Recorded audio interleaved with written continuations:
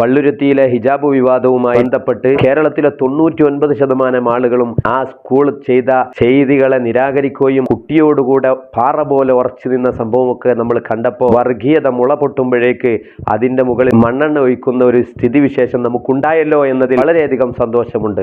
പ്രിയപ്പെട്ട മുസ്ലിമീങ്ങളോട് ഞാൻ പ്രത്യേകിച്ചൊരു കാര്യം പറയാണ്. ഈ വിഷയം വന്നപ്പോൾ നമ്മൾ പഠിച്ചെടുക്കേണ്ട പ്രധാനപ്പെട്ട ഒരു കാര്യമുണ്ട്. അരുൺകുമാർ റിപ്പോർട്ട് ചെയ്ത വാർത്തയിൽ പറയുന്നതനുസരിച്ച് 300 കുട്ടികൾ പഠിക്കുന്ന പള്ളുരുത്തിയിലെ സെന്റ് റീത്ത സ്കൂൾ 117 കുട്ടികളും മുസ്ലിമീങ്ങളാണ്. അതിൽ ഹിജാബ് വേണമെന്ന് വാദിച്ച ഒരു കുട്ടിയേ ഉള്ളൂ. എന്ന് പറഞ്ഞാൽ ബാക്കിയുള്ള കുട്ടികളുടെ മനോനില എന്താണെന്നറിയില്ല. കാരണം ആ വാർത്താ സമ്മേളനം നടത്തിയ ടീച്ചറെ പോലുള്ള ടീച്ചർമാരാണ് അവിടെ പ്രവർത്തിക്കുന്നത് എങ്കിൽ ആ കുട്ടികളെ പറഞ്ഞിട്ടൊരു കാര്യമില്ല.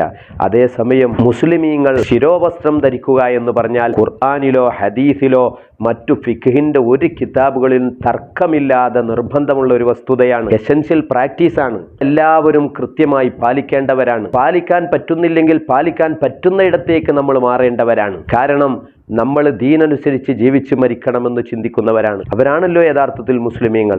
അല്ലാത്തവരൊക്കെ പേരിൽ മാത്രം മുസ്ലിമായി അതിൻ്റെ ആനുകൂല്യം പറ്റി ജീവിക്കുന്നവരാണ് എന്നേ പറയാൻ പറ്റും. വർഷങ്ങൾക്ക് മുമ്പ് കർണാടകയിൽ ഇതുപോലെ ഹിജാബ് വിഷയം വന്നപ്പോൾ സുപ്രീം കോടതി കേന്ദ്ര സർക്കാരിനോട് ചോദിച്ചൊരു ചോദ്യമുണ്ട്. Hijab is a essential practice in Islam. ഇസ്ലാമിൽ നിർബന്ധമായി ആചരിക്കുന്ന ഒരു പ്രാക്ടീസ് ആണോ മുസ്ലിം സ്ത്രീകൾ തലമറക്കുക എന്നത്? അതിന് കേന്ദ്ര ഗവൺമെന്റിന്റെ അഡ്വക്കേറ്റ് കൊടുത്ത മറുപടി എന്താ അറിയോ? Not a essential religious practice. മതപരമായി പാലിക്കേണ്ട ഒരു നിർബന്ധ ബാധ്യതയൊന്നും അല്ല ഹിജാബ് എന്നാണ്. കോടതിയെയോ കേന്ദ്ര സർക്കാരിനെയോ ഞാൻ അതിൽ കുറ്റപ്പെടുത്തൂല. കാരണം ഇന്നത്തെ മുസ്ലിം ഉമ്മമാരും സഹോദരിമാരും ഇത് പാലിക്കുന്നിടത്ത് നടത്തിയ അലസതയാണ് അവരെ കൊണ്ട് അങ്ങനെ ചിന്തിപ്പിച്ചത്. എല്ലാ മുസ്ലിമീങ്ങളും നേരാവണ്ണം തലമറച്ച് കൃത്യതയോടെ നടന്നിരുന്നുവെങ്കിൽ ഇങ്ങനെ അവർ പറയുമായിരുന്നില്ല.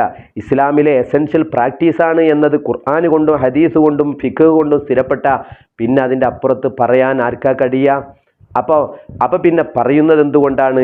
ബർണാഡ് ഷോ പണ്ട് പറഞ്ഞതുപോലെ ഞാൻ ഇസ്ലാമിനെ സ്നേഹിക്കുന്നുണ്ട്, പക്ഷേ മുസ്ലിമീങ്ങളോട് എനിക്കിഷ്ടമില്ല. കാരണം ഇസ്ലാം അനുസരിച്ച് ജീവിക്കാത്തവരാണ് പല മുസ്ലിമീങ്ങളും എന്നാണ് അദ്ദേഹത്തിൻ്റെ വാക്കുകൾ.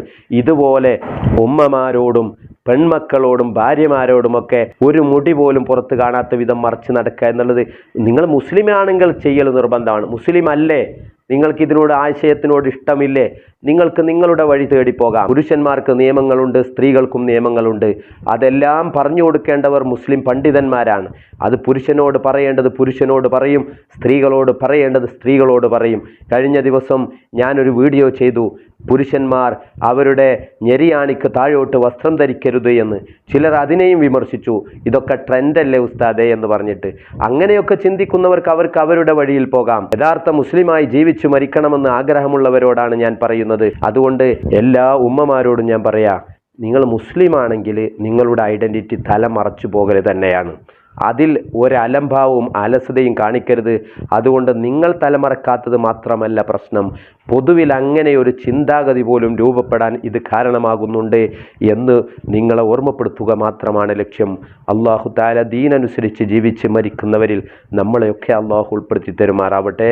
അസ്സലാമു അലൈക്കും വറഹ്മത്തുള്ളാഹി വബറകാതുഹു.